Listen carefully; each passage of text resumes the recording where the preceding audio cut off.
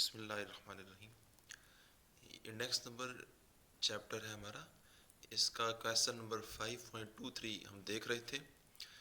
यहाँ में एक डेटा दिया गया था और इस डेटा में नीचे स्टेटमेंट में ये लिखा गया था कि मई 2001 एज बेस। ये तीन तरह के टाइम पीरियड थे ऊपर, और इन तीनों में से मई 2001 को बेस देने को कहा गया है।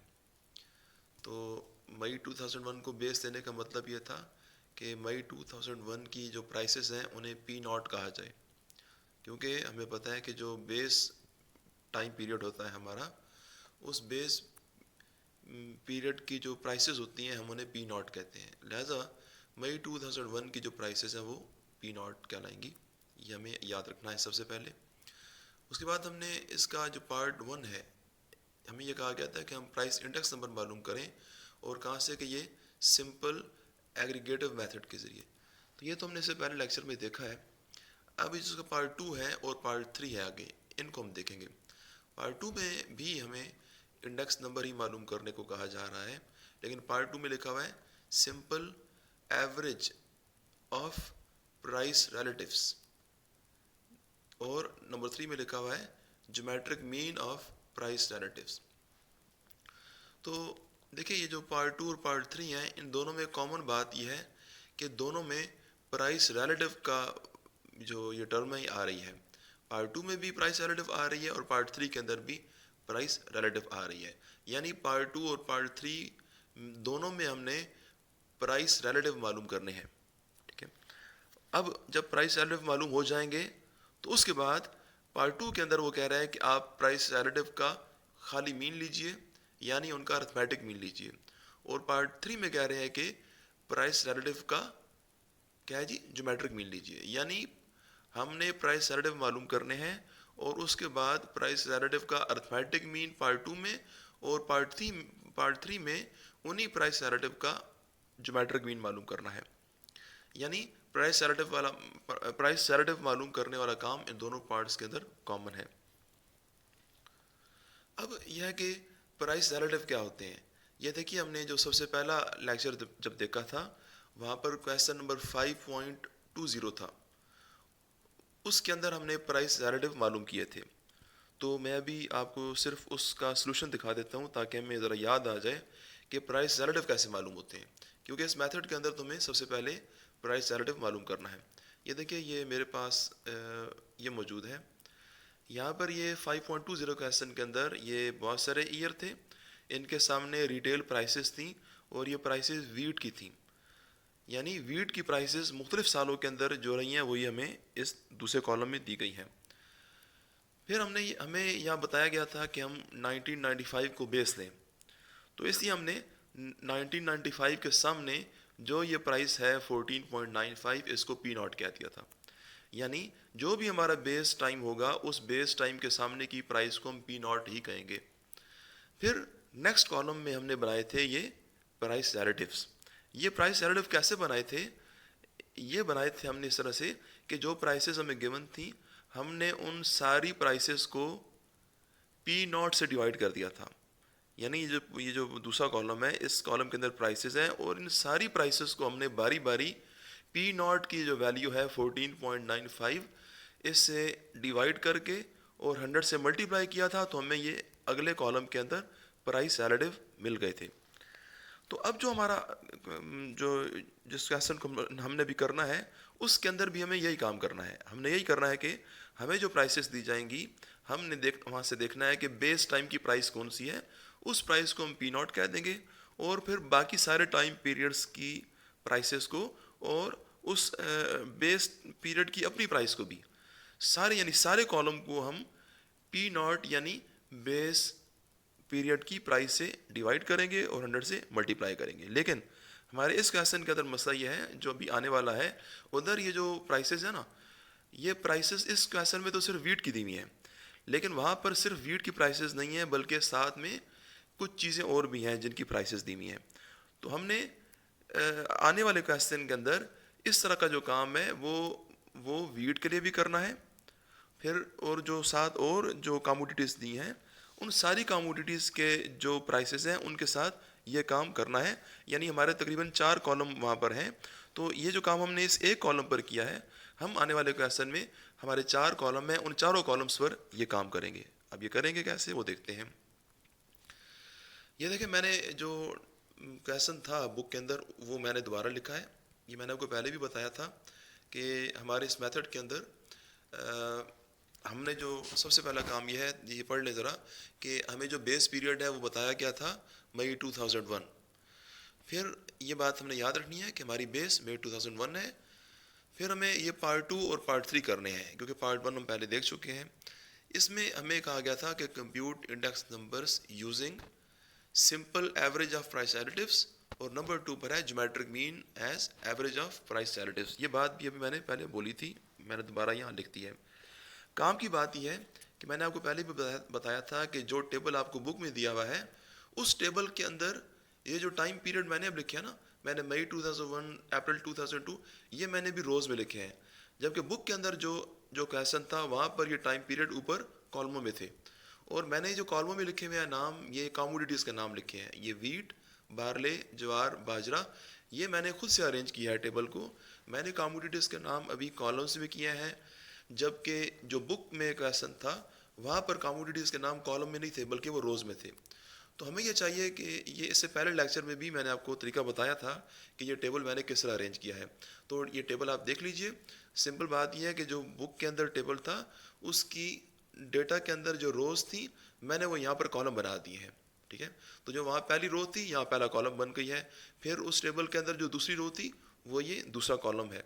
इसी तरह से तीसरी रो ये तीसरा कॉलम है, और वहाँ पर जो फोर्थ रो है वो यहाँ पर फोर्थ कॉलम बन जाएगी, क्योंकि आपने रोज़ और कॉलम्स के नाम आपस में इंटरचेंज कर दिए हैं। अच्छा, तो ये सबसे पहले हमने काम करना है कि डेटा को अपनी तरतीब देनी है कि हमने रोज़ के अंदर टाइम पीरियड लिखने हैं। अब देखिए, क्योंकि यहाँ पर ख़ुद बुक में लिखा गया था कि मई 2001 हमारा बेस पीरियड है, तो लिहाजा इस टेबल के अंदर मैंने मई 2001 के साथ यहाँ छोटा सा बेस लिख दिया है। और अभी मैं कह रहा था कि जो बेस टाइम होता है उस टाइम या उस पीरियड के सामने जो प्राइसेस होती हैं वो पी नॉट होती हैं। लेकिन अब यहाँ पर मसला ये है कि प्राइसेस जो है वो सिर्फ वीट की नहीं है, बल्कि वीट के साथ बारले, ज्वार और बाजरा, ये चारों चीज़ों की प्राइसेस दी हुई हैं। तो लेकिन क्योंकि मई 2001 बेस है, तो इस बेस के सामने वीट की जो प्राइस है वो भी पी नॉट होगी, बारले की प्राइस जो है वो भी पी नॉट होगी, ज्वार की भी पी नॉट है, और बाजरा की भी जो प्राइस है वो पी नॉट है। लेकिन 2001 मई के सामने जो प्राइसेस हैं ये प्राइसेस पी नॉट हैं। अब हमने ये करना है कि अभी जो मैं आपको क्वेश्चन नंबर 5.20 दिखा रहा था, वहाँ पर हमने जो काम किया था वो काम अब हमने यहाँ पर करना है। यानी कि सिर्फ अगर आप वीट की बात करें अभी, तो वीट में पी नॉट तो पता चल चुकी है, 7.50 है। अब आपने ये करना है कि ये जो टेबल हमारा जो जो हमें बुक में दिया हुआ था वहाँ पर प्राइसेस दी हुई थी, तो मैंने इन वैल्यूज़ के ऊपर ये ब्रैकेट में लिखा है प्राइसेस, क्योंकि हमारी किताब का जो डेटा था, हमारी बुक का डेटा था, ये डेटा वही है जो ऊपर के टेबल में है, और वो डेटा प्राइसेस पर था। लिहाजा इन वैल्यूज़ के ऊपर मैंने लिखा है प्राइसेस। ये ब्रैकेट के अंदर प्राइसेस का मतलब ये होता है कि भी हमारा जो डेटा है नीचे वाला, ये न्यूमेरिकल वैल्यूज़ हमारी प्राइसेस हैं। अच्छा, अब हमने ये करना है कि इन प्राइसेस की मदद से प्राइस रिलेटिव बनाने हैं, क्योंकि हमारे इस मेथड का नाम के अंदर ये ऊपर देखिए प्राइस रिलेटिव आ रहे हैं। तो अब आपने ये करना है कि जो वीट की 3 प्राइसेस हैं, इन तीनों प्राइसेस की मदद से आपने वीट के प्राइस रिलेटिव बनाने हैं। तो जब आप वीट के प्राइस रिलेटिव बना रहे होंगे तो इन्हीं 3 वैल्यूज़ का इस्तेमाल होगा, बाकी बारले, ज्वार, बाजरा की वैल्यूज़ का कोई इस्तेमाल नहीं होगा। यानी ये जो अभी मैंने आपको 5.20 बताया था, उस क्वेश्चन के अंदर जो काम था उधर भी देखिए रिटेल प्राइसेस लिखी हुई थी। तो आप ये समझिए कि जो वीट की प्राइसेस हैं ये वो रिटेल प्राइसेस हैं। तो वहाँ पर जो काम किया था यहाँ पर भी वही काम करते हैं कि हम ये करेंगे कि ये जितने टाइम पीरियड लिखे हुए हैं इनके सामने जो वीट की ये प्राइसेस लिखी हुई हैं, इन सारी प्राइसेस को हम इस पी नॉट की वैल्यू 17.50 से डिवाइड कर देते हैं। यानी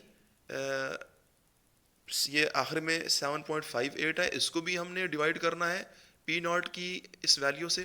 फिर 18.37 को भी डिवाइड करेंगे पी नॉट की वैल्यू 17.50 से, और जब 17.50 खुद है वो भी अपने ऊपर डिवाइड किया जाएगा, क्योंकि ये बात हमने क्वेश्चन नंबर 5.20 में डिस्कस की है कि क्योंकि देखिए ये नीचे काम किया गया है, इसको देख लीजिए।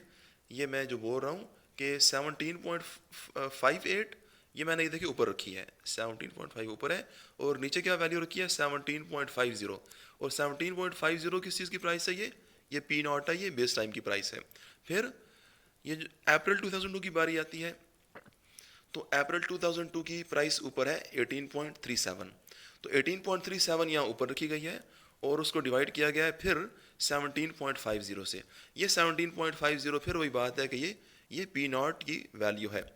और जब यहाँ 2001 की बारी आएगी, मई 2001 की, तो क्योंकि यहाँ हमारा करंट टाइम जो है वो मई 2001 है, तो देखिए ये प्राइस रिलेटिव का फार्मूला ऊपर लिखा गया है। जो प्राइस रिलेटिव का फार्मूला क्वेश्चन नंबर 520 में इस्तेमाल किया गया था, दोबारा यहाँ लिखा गया है कि प्राइस रिलेटिव हमें पता है कि ये इक्वल होते हैं P N over P naught into 100। तो क्योंकि फार्मूला ये कह रहा है कि ऊपर पी एन आए, पी एन का मतलब होता है प्राइस ऑफ करंट टाइम, और नीचे होता है पी नॉट यानी प्राइस ऑफ बेस टाइम। तो इन दोनों ये जो दोनों सेल हैं, इन दोनों में तो हमने नीचे बेस पीरियड की प्राइस रखी है, तो यकीनन जब मई 2001 की अपनी बारी आएगी तब भी फार्मूला तो ये रहेगा। तो फार्मूला ये कह रहा है कि नीचे पी नॉट रखा जाए, तो लिहाजा इस मई 2001 के ये जो वैल्यू हमने मालूम की है, इसके लिए हमने नीचे 17.50 इसलिए रखा है क्योंकि फार्मूला कह रहा है कि नीचे पी नॉट रखा जाए, तो लिहाजा पी नॉट की वैल्यू 17.50 थी, वो नीचे आ गई। अब फार्मूला ये कह रहा है कि ऊपर पी एन रखा जाए, और पी एन कहते हैं प्राइस ऑफ करंट टाइम। तो आप जो करंट टाइम है जिसमें आप जिस सेल में आप मौजूद हैं, वो करंट टाइम है मई 2001 का, तो लिहाजा मई 2001 की जो प्राइस है वो करंट प्राइस भी वही होगी। तो इसलिए ये ऊपर भी 17.50 ही आएगा, क्योंकि आपका जो करंट टाइम है, करंट टाइम भी मई 2001 है और बेस भी 2001 है, लिहाजा फार्मूला में पी एन की जगह पर भी और पी नॉट दोनों की जगह पर 17.50 पुट की गई है। और ये बात हम 5.20 का ऐसा है वहाँ भी डिस्कस कर चुके हैं। तो ये ऊपर नीचे कैंसिल हो जाएंगे और 100 का यहाँ पर 100 बचेगा। अब जो काम आपने वीट के साथ किया है, अब देखिए ऊपर बारले के साथ भी यही काम करेंगे। बारले की भी 3 वैल्यूज़ हैं, तो सबसे पहली वैल्यू पी नॉट है, ठीक है, सबसे पहली वैल्यू उसकी पी नॉट है। तो हम ये करेंगे कि बारले की इन तीनों वैल्यूज़ को, ये जो तीनों वैल्यूज़ लिखी हुई हैं, ये ब्लू कलर में जो लिखी हुई हैं, इन तीनों वैल्यूज़ को हम डिवाइड कर देंगे ये बेस की वैल्यू यानी पी नॉट यानी 14.58 से, और 14.58 को खुद भी अपने ऊपर डिवाइड करेंगे। ये नीचे बात इस कॉलम में लिखी गई है। तो जो मैंने बीट में बात बोली है, सारी बात बारले के लिए भी वही है कि बारले में भी हमने ऐसे ही काम किया। मैंने ये फ्रैक्शंस ये लिख भी दी हैं, आप इन पर गौर कीजिए। ये सबसे आखिरी में फिर भी बोल देता हूँ, सबसे आखिरी जो मैंने बारले के नीचे ये लिखी है वैल्यू, ये 113.2 ये कहाँ से आई है, ये आई है ऊपर इस फार्मूला के तहत। फार्मूला ये कह रहा है कि P N divide by P naught की जाए। तो ये देखिए नीचे वाली बात पहले कर ले, पी नॉट को देखिए, नीचे पी नॉट आना चाहिए। तो आपके इस फार्मूले में नीचे क्या आ रहा है 14.58, यहाँ पर आ रहा है 14.58, और ये किसकी प्राइस है जी, ये ऊपर देखिए, ये सबसे ऊपर है, ये पी नॉट की प्राइस है। पी नॉट हमारा 14.58 था, और हमारे इस काम के अंदर ये नीचे रखा गया है 14.58 को। क्यों इसको नीचे रखा गया, ये पी नॉट की वैल्यू है, क्योंकि फार्मूला कह रहा है कि पी नॉट के नीचे रखा जाए। ऊपर है पी एन, पी एन कहते हैं प्राइस ऑफ करंट टाइम। तो आप करंटली इस सेल में मौजूद हैं, और इस सेल की जो प्राइस है ऊपर वो है 16.50, लिहाजा इसको ऊपर रखा गया है, और इंटू 100 ये तो करना है क्योंकि हमारे फार्मूला में 100 आता है। तो ये जब आप ये सारा इन दोनों चीज़ों को डिवाइड करेंगे और 100 से मल्टीप्लाई करेंगे तो आपको आंसर मिलेगा 113.2। सिमिलरली मैंने ये जो जवार और बाजरा हैं उनके लिए मैंने सिर्फ इनके आंसर्स लिख दिए हैं, क्योंकि वो मतलब यह है कि ये जो फ्रैक्शंस हैं मैंने यहाँ नहीं लिखी, अगर आप लिखना चाहते हैं तो लिख सकते हैं। तो मैं बोल देता हूँ, जवार के केस में भी यही है कि जवार के सामने भी 3 वैल्यूज़ हैं, इन तीनों वैल्यूज़ को पी नॉट की वैल्यू यानी 14.67 से डिवाइड किया गया है और 100 से मल्टीप्लाई किया गया है, तो हमें ये आंसर्स मिल गए हैं। बहरहाल इन आंसर्स तीनों के नाम क्या हैं, ये तीनों हैं हमारे क्या प्राइस रिलेटिव। अब इस टेबल के ऊपर मैंने यहाँ ना प्राइसेस नहीं लिखा है, बल्कि इनके ऊपर मैंने प्राइस रिलेटिव लिखा है, क्योंकि अब ये प्राइसेस नहीं है बल्कि ये हमारे प्राइस रिलेटिव बन गए हैं। इनको हमने प्राइस रिलेटिव के फार्मूला की मदद से हासिल किया है। अब यह है कि यहाँ तक आने के बाद हमने ये करना है, अब हमने, क्योंकि हमारे मेथड का क्या नाम था कि भाई एवरेज ऑफ प्राइस रिलेटिव्स, यानी प्राइस रिलेटिव की एवरेज लीजिए। तो एवरेज देखिए, एवरेज का फार्मूला होता है हमारे पास सबसे पहले अर्थमेटिक मीन। जो अर्थमेटिक मीन है हमारी, उसका फार्मूला मैंने यहाँ देखिए नीचे लिखा है, ये कोने में ये लिखा है, arithmetic mean is equal to summation X over N. और ये बात इससे पहले लेक्चर में शुरू में भी डिस्कस की गई थी कि जब हमें किसी चीज़ का कुछ डेटा का अर्थमेटिक मीन मालूम करना हो तो उसका तरीका ये होता है कि हम डेटा की वैल्यूज़ को ऐड करें और उनकी तादाद पे डिवाइड करें। लिहाजा arithmetic mean is equal to summation X over N. ये समेशन का मतलब होता है सम करना, और एन का मतलब होता है ये नंबर ऑफ वैल्यूज़ होती हैं। अच्छा, तो यानी सम करना और तादाद पे डिवाइड करना, ये अमल कहलाता है अर्थमेटिक मीन। तो अभी क्योंकि आपके मेथड का नाम है कि एवरेज ऑफ प्राइस रिलेटिव्स, तो अभी आपको प्राइस रिलेटिव की एवरेज लेनी है, यानी प्राइस रिलेटिव का अर्थमेटिक मीन लेना है। तो लिहाजा मैंने ये जो सबसे पहला काम किया है, क्योंकि मैं आखिरी जो मेरा ये है इन्हें मैं बताता हूँ कि मई 2002 की बात कीजिए। मई 2002 के सामने ये 100.5 ये प्राइस रिलेटिव है, 113.2 ये भी प्राइस रिलेटिव है, 104 भी प्राइस रिलेटिव है, और 76.7 ये भी प्राइस रिलेटिव है। यानी मई 2002 के सामने ये चार जो वैल्यूज़ लिखी हैं, ये चारों की चारों प्राइस रिलेटिव हैं। तो हमने ये करना है कि हमने मई 2002 के सामने जो चारों ये प्राइस रिलेटिव लिखे हैं, इन चारों प्राइस रिलेटिव का अर्थमेटिक मीन लेना है। तो लिहाजा हमें इन चारों का सम करना पड़ेगा, क्योंकि अर्थमेटिक मीन के फार्मूला में सम आता है। तो लिहाजा 100, 113, 104 और 76.7 इन चारों को हमने ऐड करना है। लिहाजा इन चारों का सम किया गया है और इन चारों का सम आ रहा है 394.4। ये सम क्यों किया? क्योंकि अर्थमेटिक मीन के फार्मूला के लिए हमें चाहिए। फिर ये ऊपर 378.6 ये भी सम है, लेकिन ये सम है अप्रैल 2002 के सामने जो ये चार प्राइस रिलेटिव आ रहे हैं उनका सम है, और 400 भी सम है। ये है मई 2001 के सामने ये 100, 100, 100 और 100 ये जो चारों प्राइस रिलेटिव आए हैं, ये इनका सम है 400। अब हमने सम तो कर लिया, ये जो कॉलम जो है ये सम का है, ऊपर मैंने लिख दिया है सम ऑफ प्राइस रिलेटिव्स। लेकिन सम करने के बाद हमने इनको तादाद पे डिवाइड भी करना होता है, तब हमें अर्थमेटिक मीन मिलेगा। ये नेक्स्ट कॉलम में अर्थमेटिक मीन किया गया है। तो मैंने यहाँ पर नेक्स्ट कॉलम में क्या किया है कि ये जो 400 सम था, 400 को डिवाइड कर दिया है 4 के ऊपर। 4 पर इसलिए डिवाइड किया है क्योंकि जो 400 है हमारा, इसके अंदर ये चार वैल्यूज शामिल हैं। ये 4 प्राइस रिलेटिव हमारे शामिल हुए हैं 400 के अंदर, लिहाजा 4 से डिवाइड किया गया है। सिमिलरली 378.6 सम था, तो ये कितनी चीज़ों का सम था? ये चार चीज़ों का सम था। लिहाजा नेक्स्ट कॉलम के अंदर 378.6 को 4 पे डिवाइड किया और आंसर आ गया 94.65। इसी तरह से ये जो आखिरी ये सम है, ये भी चार वैल्यूज़ का सम है, लिहाजा इसको भी हमने 394.4 को भी 4 पे डिवाइड किया, हमारे पास आंसर आ गया 98.6। ये आंसर्स क्या आए हैं? ये जो आंसर आए हैं, ये एक तो हमें कहेंगे कि ये अर्थमेटिक मीन है। ये अर्थमेटिक मीन है, किन के अर्थमेटिक मीन है?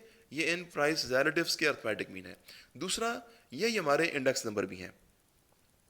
ये जो तीन वैल्यूज़ आई हैं, तो 100 क्या है? 100 मई 2001 का इंडेक्स नंबर है। 94.65 ये किसका इंडेक्स नंबर है? ये अप्रैल 2002 का इंडेक्स नंबर है। और 98.60 इंडेक्स नंबर है मई 2002 का। अच्छा, अब यह है कि मैं अपनी बात चलें आगे ज्योमेट्रिक मीन को देख लेते हैं। देखिए, दूसरी हमारी मैयर थी, हमें कहा गया था geometric mean as average of price relatives, यानी प्राइस रिलेटिव का ज्योमेट्रिक मीन लेना। अभी हमने प्राइस रिलेटिव्स का अरिथमेटिक मीन लिया है। नेक्स्ट कॉलम में ये देखिए ऊपर इसके ऊपर मैंने लिखा भी है कि अरिथमेटिक मीन एज एवरेज। लेकिन अब जो पार्ट 3 है हमारा, तो पार्ट 3 के लिए हमें ज्योमेट्रिक मीन लेना है। तो लिहाजा मैंने ये अगला कॉलम जो बनाया है वो ज्योमेट्रिक मीन के हिसाब से बनाया है। तो इसके ऊपर देखिए, इस कॉलम के ऊपर लिखा हुआ है ज्योमेट्रिक मीन एज एवरेज। तो हमने अब ये करना है कि इन्हीं चार प्राइस रिलेटिव्स का ज्योमेट्रिक मीन लेना है। तो इससे पहले लेक्चर में बताया था कि जिन चीज़ों का ज्योमेट्रिक मीन लेना हो उन चीज़ों को हम मल्टीप्लाई करते हैं और उनकी पावर में 1 डिवाइडेड बाय उन चीज़ों की तादाद आती है। तो हमने ये करना है कि अब 100.5, 113.2, 104 और 76.7 इन चारों को आपस में मल्टीप्लाई करना है और इनकी पावर में 1 डिवाइड बाई 4 लिखना है, क्योंकि ये चार चीज़ें हैं। ये बात मैंने यहाँ लिखी भी है। देखिए ये जो चार चीज़ें मैं बोल रहा हूँ 100.5, 113, ये मैंने ब्रैकेट में लिखकर बताया भी है कि भाई 100.5 multiply by 113.2 multiply by 104 into 76.4, ये हमने मल्टीप्लाई करना है और पावर में 1 डिवाइड बाय 4 करना है। 4 इसलिए कर रहे हैं कि ये चार चीज़ें हैं, क्योंकि ये ज्योमेट्रिक मीन का रूल है कि भाई चीज़ों को मल्टीप्लाई करें और पावर में 1 डिवाइड बाय उन चीज़ों की तादाद आए। लिहाजा जब ये मल्टीप्लाई किए गए हैं और पावर 1 और 4 ली गई है तो हमें आंसर मिलता है 97.60। यानी ये 97.60 क्या है, ये इन चारों प्राइस एडिटिव का ज्योमेट्रिक मीन है। फिर 91.10 ये कहाँ से आई है, ये भी ज्योमेट्रिक मीन है, लेकिन ये ज्योमेट्रिक मीन है इन प्राइस एडिटिव का 105 का, 100 का, 95 का और 78.6 का। यहाँ जगह नहीं थी तो मैंने यहाँ ये लिखा नहीं है और लिखने की ज़रूरत भी नहीं है पेपर में। आपने अब ये करना है कि कैलकुलेटर के ऊपर 105 को, 100 को, 95 को और 78.6 को आपस में मल्टीप्लाई करना है और इनकी पावर लेनी है 1/4, तो आपको आंसर मिलेगा 91.10। इसी तरह से जी ये ऊपर के जो 4 100 हैं, इन चारों 100 को आपस में मल्टीप्लाई कीजिए और पावर में ले लीजिए 1/4, आपको आंसर मिल जाएगा 100। ये जो तीनों चीज़ें आई हैं ये क्योंकि ज्योमेट्रिक मीन के रूल के तहत आई हैं, इसलिए इनके ऊपर लिखा गया है ज्योमेट्रिक मीन एज एवरेज। तो ये भी हमारे इंडेक्स नंबर है, ये इंडेक्स नंबर है ज्योमेट्रिक मीन के रूल के तहत। अच्छा, फिर नेक्स्ट काम है, ये हमें कहा नहीं गया था कि इस क्वेश्चन में नहीं कहा गया था, लेकिन मैंने खुद से कर दिया है कि भाई मीन की एक टाइप मीडियन भी होती है, जो हमने इससे पहले लेक्चर में डिस्कस की थी। तो मैंने यहाँ पर मीडियन एज एवरेज भी कर दिया है। तो मीडियन एज एवरेज, तो मीडियन भी हमने इन्हीं चारों प्राइस रिलेटिव का लेना है। तो उसका तरीका आपको बताया था कि भाई हमने वैसे तो डेटा को तरतीब देनी होती है और तरतीब देने के बाद दरमियानी वैल्यू को मीडियन कहते हैं, लेकिन यहाँ पर मसला यह है कि यहाँ तरतीब देने की जगह नहीं है। तो देखिए आप यहाँ से ऊपर मैंने कहा था कि आप इनके ऊपर नंबरिंग कर लेंगे, तो आप सबसे छोटी वैल्यू यहाँ पर है 76.7, इसके ऊपर आप 1 लिखिए।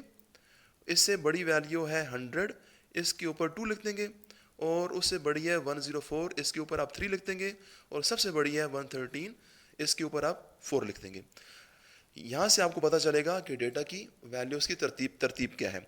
अब जो वैल्यूज़ क्योंकि ये 4 वैल्यूज़ हैं, तो 4 वैल्यूज़ में दरमियान के अंदर सिंगल वैल्यू नहीं आएगी, बल्कि दरमियान में 2 वैल्यूज़ आएंगी। वो 2 वैल्यूज़ कौन सी होंगी, ये 76 होगी सबसे छोटी, 113 होगी सबसे बड़ी, और ये आएंगी अब 100.5 और 104, ये दरमियान में आती हैं।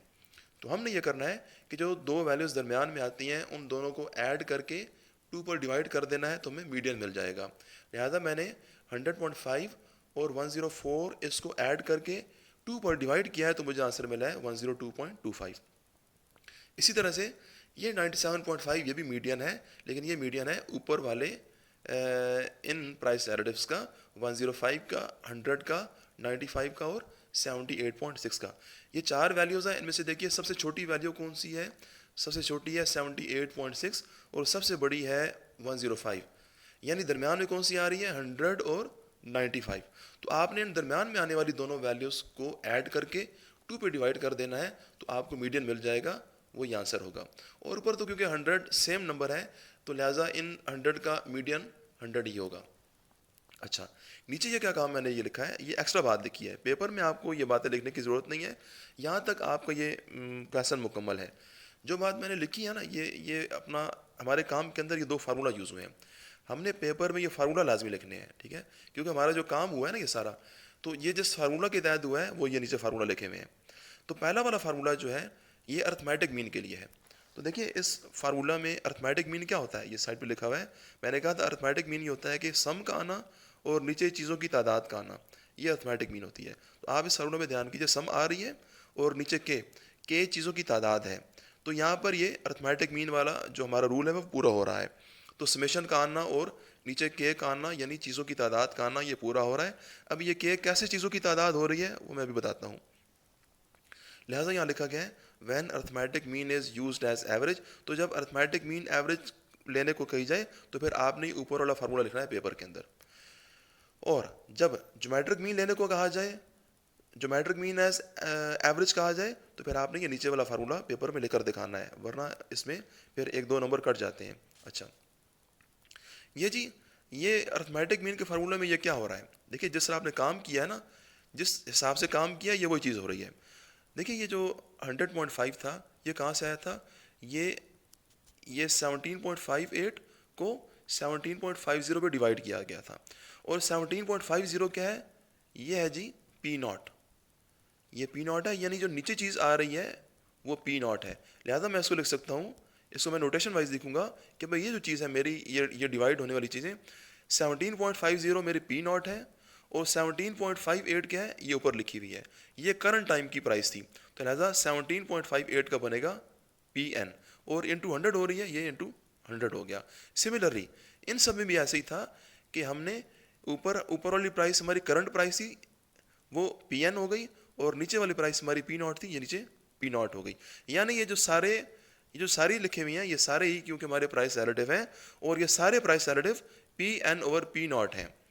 और हमने ये क्या किया था, हमने इनको ये सम किया था, ये 394 क्या था, ये इन चारों का सम था।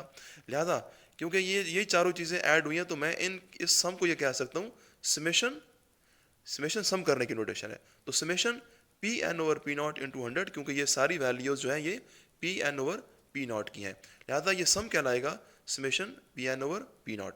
नेक्स्ट आपने क्या किया है कि आपने इस सम को 4 पे डिवाइड किया था। तो 4 क्या है हमारा, ये नंबर ऑफ कमोडिटीज़ है। 4 क्या है जी, 4 क्या था, ये 1 2 3 4 आपके 4 प्राइस रिलेटिव थे, और 4 ये आपके ऊपर कमोडिटीज़ भी हैं, तो हम 4 को बोलेंगे कि 4 नंबर ऑफ कमोडिटीज़ हैं। तो लिहाजा हमारे फार्मूला में जो हम ये 4 क्या था कि 394 सम है, और नीचे 4 क्या आ रहा है, नंबर ऑफ कमोडिटीज़। लिहाजा मैं इसको लिखूंगा 394 को मैंने नाम दिया हुआ है summation P N over P naught. तो ये जो चीज़ आएगी मेरी, ये जो मीन मैंने निकाला है, ये हो जाएगा, ये सम ऊपर आ जाएगा और नीचे के आ जाएगा, के का मतलब है ये 4, ठीक है। तो लिहाजा मेरा ये जो इंडेक्स नंबर आए थे इनका ये फार्मूला बन गया है, और यही फार्मूला यहाँ ये नीचे लिखा गया है। फिर ज्योमेट्रिक मीन में क्या किया था आपने कि आपने मल्टीप्लाई किया था, किन को, 100.5 को 113 को, और 100 और 113 क्या है, ये सारी वैल्यूज़ हैं P N over P naught की।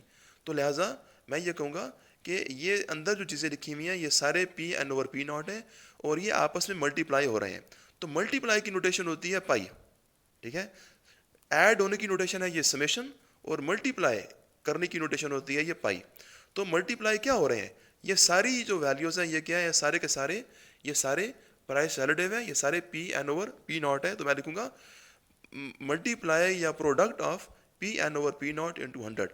फिर आपने पावर लिया है 1 ओवर के, तो के तो पहले ही बताया है, ये 1 ओवर 4 लिया है, और 4 इसलिए लिया है कि अंदर ये 4 चीज़ें हैं और हमारी 4 ही कमोडिटीज़ हैं।